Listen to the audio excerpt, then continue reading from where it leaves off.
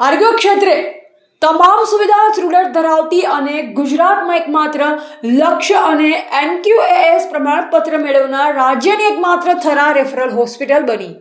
ઓગળ તાલુકાના મુખ્ય મથક થરા ખાતે આવેલી શ્રી જેવી સહા રેફરલ હોસ્પિટલ અને સામૂહિક આરોગ્ય કેન્દ્રએ NQAS નેશનલ લેવલે સર્ટિફિકેટ મેળવ્યા બાદ ઉત્તમ ત્વરિત અને ગુણવત્તાસભર આરોગ્ય સેવાઓ માટે કેન્દ્રના આરોગ્ય વિભાગ દ્વારા ગુજરાત રાજ્યમાં એકમાત્ર થરાની સરકારી હોસ્પિટલને સતત બીજી વાર લક્ષ્ય નેશનલ લેવલ સર્ટિફિકેટ આપી ઉત્તમ આરોગ્ય સેવાની મોહર મારી છે અને રાજ્યની અન્ય સરકારી હોસ્પિટલોને આરોગ્યની વિશેષ કાળજી રાખી દર્દીઓ માટે આશીર્વાદરૂપ બની. રાજ્યમાં આવેલી અન્ય હોસ્પિટલોને પ્રેરણા પૂરી પાડી છે. અત્યાર સુધી આ હોસ્પિટલમાં વર્ષ 2025-26માં 1500 જેટલા મેજર અને માઇનોર ઓપરેશન કરાયા છે.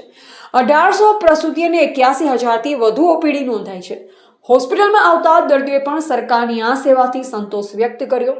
આ અંગે હોસ્પિટલના અધિક્ષક ડોક્ટર ભરતભાઈ ચૌધરીએ જણાવ્યું, આખા દેશમાં ટોટલ 33 CSCને જ NQAS એવોર્ડ મળેલ છે, જેમાં 17 CSC તો ફક્ત કેરળ રાજ્યની છે.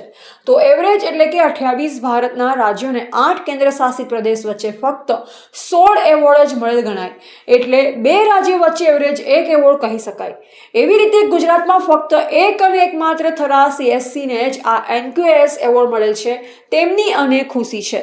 ડોક્ટર અંસારી, ડોક્ટર અશોકભાઈ ગોસ્વામી, ડોક્ટર મિલનભાઈ દરજી, ડોક્ટર દિયાબેન, મુકંદરભાઈ જોશી ત્રિવેદી, નર્સિંગ ઇન્ચાર્જ રમીલાબેન પટેલ, સોનલબેન ડાભાણી, શ્રુતિ પ્રજાપતિ, પાયલબેન ચૌધરી ચાંગા, ડિમ્પલ જોશી, ઉર્મિલા ચૌધરી, નીરવ દેસાઈ, હની નાઈ સહિત નર્સિંગ સ્ટાફ સહિત વહીવટી વિભાગ, હેડ ક્લાર્ક મનીષ પ્રજાપતિ, હસમુખભાઈ જોશી, મનુભાઈ જોશી, દિલીપભાઈ જોશી માંડલા, ઉમરભાઈ પિલુડિયા, સમરત ખાન ખોખર, ધાર્મિક ચૌધરી તથા તમામ વર્ગ 4નો હોસ્પિટલનો સ્ટાફ પરિવાર ખડે પગે રહી સેવા બજાવી તેનો અતિ આનંદ છે. રિપોર્ટર અલ્પેશ ગોસ્વામી સાથે નેટવર્ક કે પ્રજાપતિ.